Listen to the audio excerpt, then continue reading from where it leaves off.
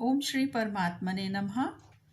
ओम नमः शिवाय। श्री शिव महापुराण उमा संहिता अध्याय 17 से लेकर 25 तक। मृत्यु निकट आने के कौन कौन से लक्षण हैं, इसका वर्णन।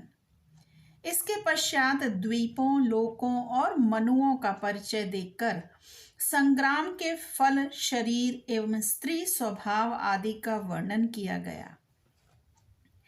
तदंतर काल के विषय में व्यास जी के पूछने पर सनत कुमार जी ने कहा, मुनि श्रेष्ठ, पूर्व काल में पार्वती जी ने नाना प्रकार की दिव्य कथाएं सुनकर परमेश्वर शिव को प्रणाम करके उनसे यही बात पूछी थी। पार्वती जी बोली, भगवन, मैंने आपकी कृपा से संपूर्ण मत जान लिया।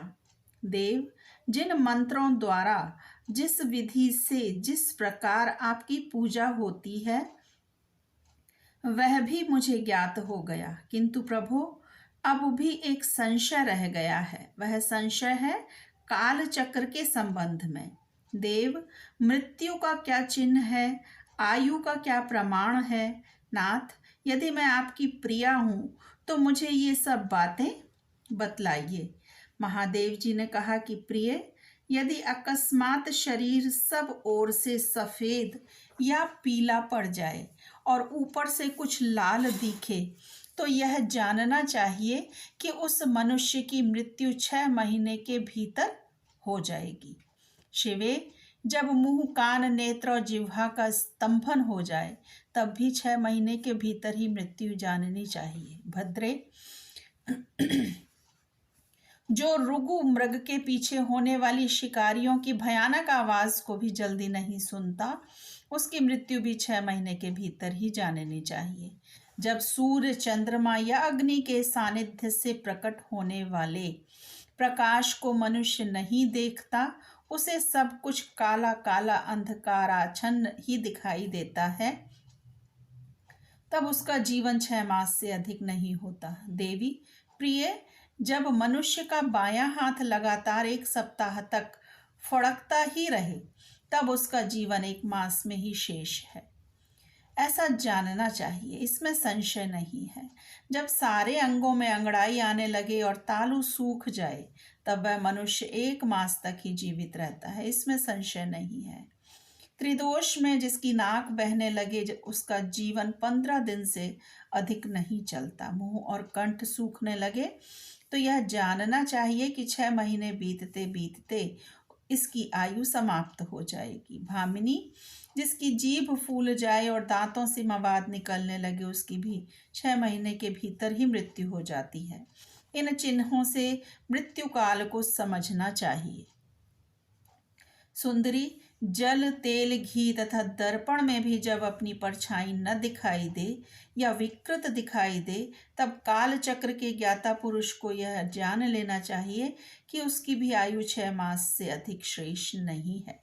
देवेश्वरी, अब दूसरी बात सुनो जिससे मृत्यु का ज्ञान होता है। जब अपनी छाया को सिर से रहित देखें अथवा अपने को छाया से रहित पाएं तब वह मनुष्य 1 मास भी जीवित नहीं रहता। पार्वती, या ये मैंने अंगों के प्रकट होने वाले मृत्यु के लक्षण बताए हैं।